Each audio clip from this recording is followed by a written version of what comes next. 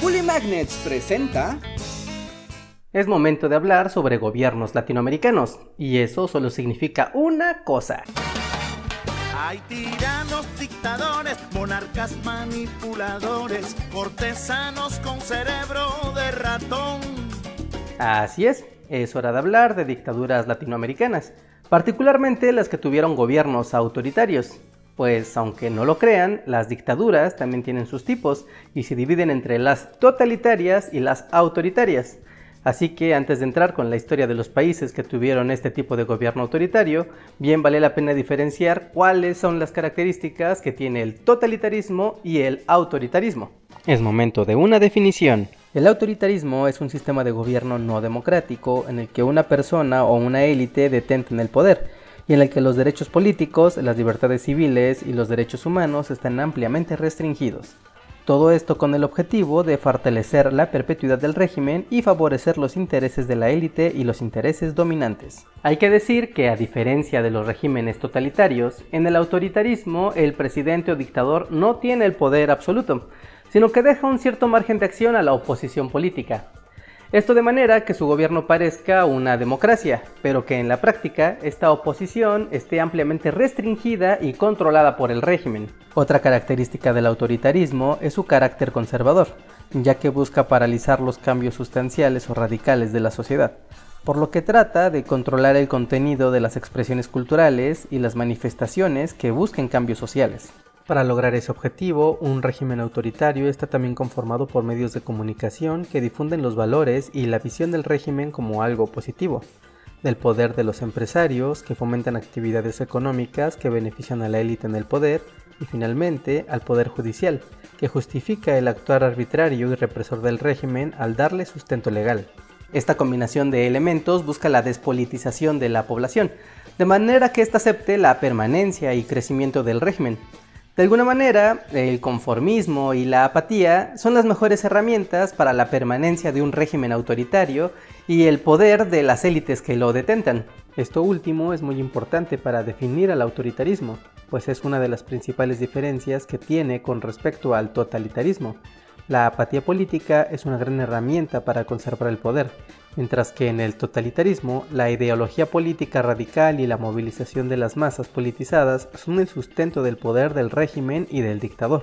La revolución cubana es totalitaria, porque la revolución del pueblo abarca todos los sectores del Estado y porque se centra en las decisiones del dictador.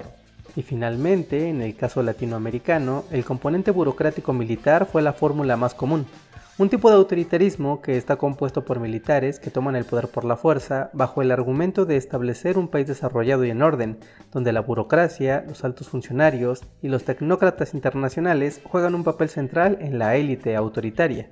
Pero bueno, basta de conceptualizaciones y vamos directo a algunas historias de regímenes políticos autoritarios en América Latina. Pero antes que nada quiero aclararles que no voy a entrar en profundidad en la historia específica de cada uno de estos países, pues cada uno de ellos merecería un video completamente aparte para mostrar todo lo que sucedió. Sin embargo, con este video lo que quiero es mostrarles el fenómeno del autoritarismo en toda la región. Así que comencemos. El primer gran ejemplo de dictadura autoritaria en la región es la del golpe de estado de Brasil de 1964, donde se impuso un gobierno militar que buscaba defender los intereses de una élite. El asunto fue más o menos así. En Brasil gobernaba João Goulart, un presidente que tenía muy buena relación con la pequeña y mediana empresa local, además de que apoyaba la lucha obrera y campesina, al grado tal que se generó una reforma agraria que comenzó la regulación de la tierra y la repartición de ella entre la población. Además de eso, el presidente Goulart tenía una excelente relación con la Unión Soviética y también con Cuba, a la que decidió defender al negarse a apoyar una invasión militar por parte de Estados Unidos, lo que dejaba ver claramente cuál era la preferencia ideológica de Brasil. La gota que colmó la paciencia de las élites y de los Estados Unidos fue el decreto de nacionalización de refinerías de petróleo, algo que la derecha y las empresas extranjeras no estaban dispuestas a tolerar, por lo que el 19 de marzo de 1964 las clases sociales altas iniciaron movilizaciones en las calles ante el temor a que Brasil se convirtiera en un país comunista, mientras que los militares comenzaban a planear un golpe de estado.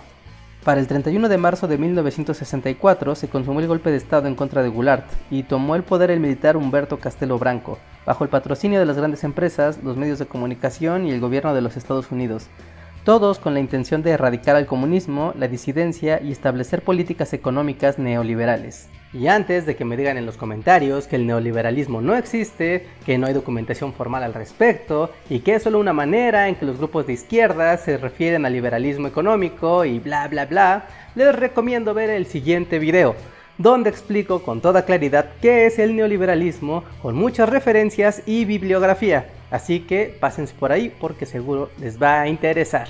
Con el inicio de la dictadura se comenzó a gobernar con base en decretos. El primero fue el llamado Acto Institucional 1, que anulaba los derechos políticos de los opositores al nuevo gobierno.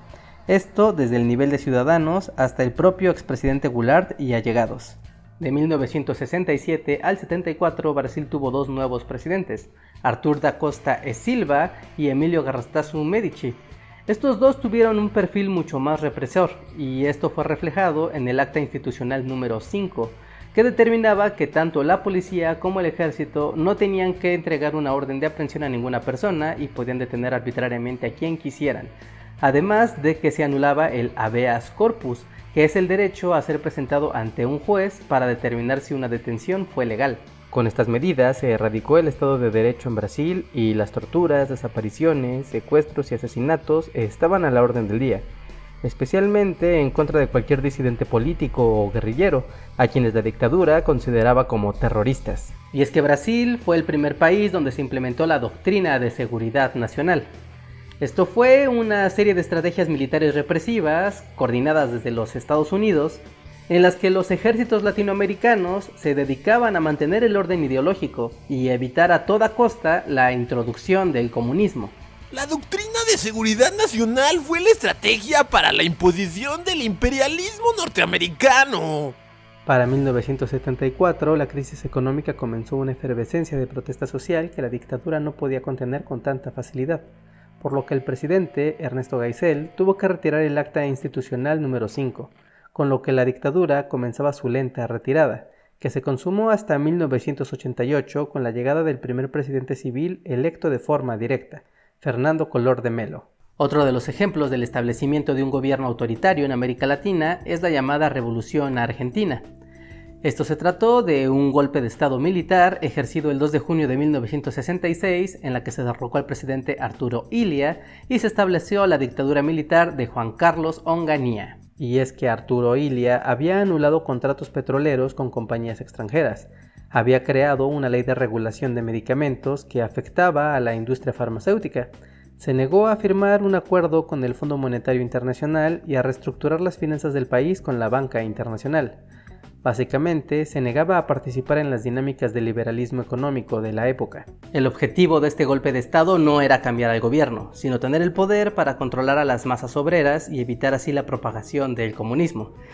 También este gobierno trató de fomentar el orden económico liberal, de modo que fuera atractivo para los capitales nacionales y extranjeros. Básicamente, el plan era transformar económica, social y políticamente al país.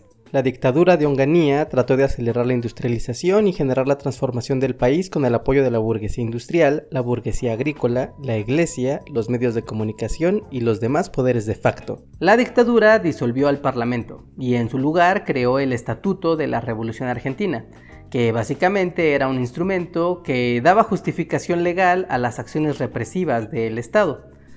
Todo esto fue creado bajo las ideas de la doctrina de seguridad nacional que Estados Unidos había implementado en la región desde 1955. La doctrina de seguridad nacional era la respuesta reaccionaria a esos comunistas revoltosos. Nos trajo de lleno al capitalismo. Sin embargo, el control de la dictadura no pudo evitar que surgieran movimientos guerrilleros en Argentina que buscaban otro tipo de intereses y de representación política, como lo fueron las Fuerzas Armadas Revolucionarias, las Fuerzas Armadas Peronistas, los Montoneros o el Ejército Revolucionario del Pueblo. Esta circunstancia de violencia encontró sus puntos más emblemáticos durante el Rosariazo y el Cordobazo en 1969, y a partir de ese momento las constantes protestas sociales de obreros y estudiantes causaron el cambio de presidente durante 2 ocasiones y al final de la dictadura en 1973. Aunque claro, esa no sería la última dictadura ni golpe autoritario en Argentina durante el transcurso del siglo XX. Así, con las experiencias de Brasil y Argentina, los Estados Unidos tenían clara la efectividad de la doctrina de seguridad y el uso de las dictaduras para defender sus intereses económicos e ideológicos en la región, por lo que durante el periodo de los presidentes Richard Nixon y Gerald Ford se estableció una misión secreta en América Latina llamada Operación Cóndor. La Operación Cóndor podría ser un tema completo para otro video, así que por el momento solo les contaré las partes fundamentales de la operación y cómo ésta se relacionó directamente con los gobiernos autoritarios de América Latina. Pues se trató de un plan que marcó la región durante décadas y sus repercusiones aún pueden sentirse hasta el día de hoy. El creador del proyecto fue el secretario de Estado Henry Kissinger, quien utilizó los servicios de inteligencia de la CIA para coordinar la operación y dar recursos financieros y técnicos a los países involucrados. Así fue que el 25 de noviembre de 1975 se dio en Chile una reunión donde los líderes de inteligencia militar de Argentina, Bolivia, Chile, Paraguay y Uruguay acuerdan intercambiar información para detectar y capturar cualquier tipo de organización o grupo comunista. Gracias a que estos países compartían frontera entre sí, podían intercambiar información y ejercer actos de secuestro, homicidio, tortura o arrestos extraterritorialmente. Por ejemplo, en la dictadura argentina de Jorge Rafael Videla se cometió el asesinato del chileno Carlos Prats, exministro de Defensa del expresidente Salvador Allende, así como cientos de desapariciones y casos de tortura. En Chile, la dictadura militar de Augusto Pinochet causó la desaparición de más de 3.000 personas y afectó directa o indirectamente a cerca de 400.000. Además de esto, el país se sumió completamente bajo las políticas económicas neoliberales que se le dictaron desde los Estados Unidos. En Bolivia, el dictador Hugo Banzer derrocó en 1971 al gobierno izquierdista de Juan José Torres con ayuda de los Estados Unidos, e instauró un régimen militar que anuló los derechos políticos de sus opositores y combatió abiertamente a la clase obrera con actos de represión. Además que el expresidente Torres fue asesinado tiempo más tarde en Argentina, como parte de la Operación Cóndor. Finalmente, en Paraguay, el gobierno militar de Alfredo Stroessner llevaba desde 1954 bajo la dirección represiva del país y se benefició de la Operación Cóndor ante su abierto anticomunismo. Este país fue central para la operación, al grado que en 1992 allí se encontraron los llamados archivos del terror.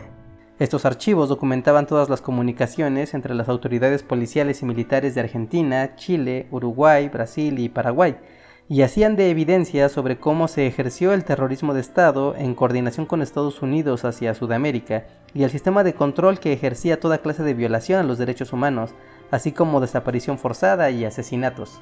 Ya para 1989, con la caída del muro de Berlín y la debilidad del bloque soviético, la Operación Cóndor comenzó a tener menos importancia e inició una nueva fase en la historia democrática de los países del Cono Sur.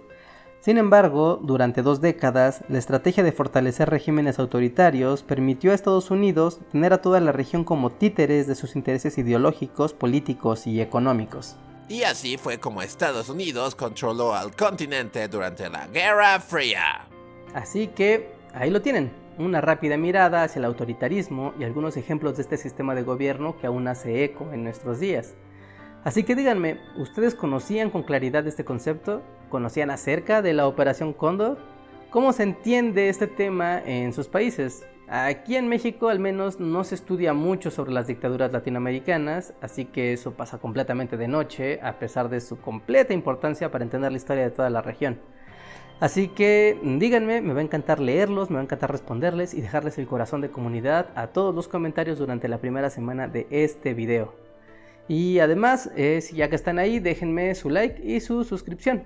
Si quieren dar un paso más, únanse al sistema de Patreons o de miembros de comunidad para que aparezcan en esta lista que está frente a mí en este momento y nos apoyen para que el canal pueda seguir adelante, podamos seguir dando tiempo a las investigaciones, consiguiendo libros, consultando expertos para poder traerles información a ustedes y a toda la comunidad de YouTube. Y bueno amigos, ahora sí, es todo por el momento. Yo soy Reinhardt y nos vemos hasta la próxima. Bye.